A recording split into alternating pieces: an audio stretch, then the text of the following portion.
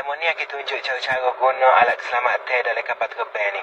Aku tolong dengar kat kereta. Aku tolong tengok molek orang dia tunjuk tu. Jangan duk galip main telefon kat aku ambil lepal luar ke.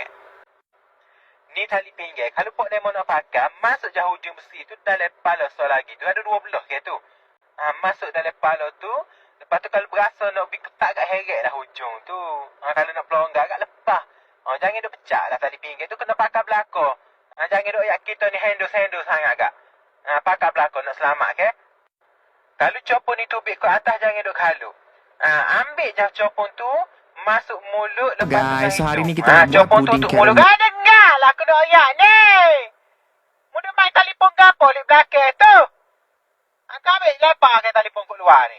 Dengar ni. Kita ada wawa depan dia ada wawa belakang.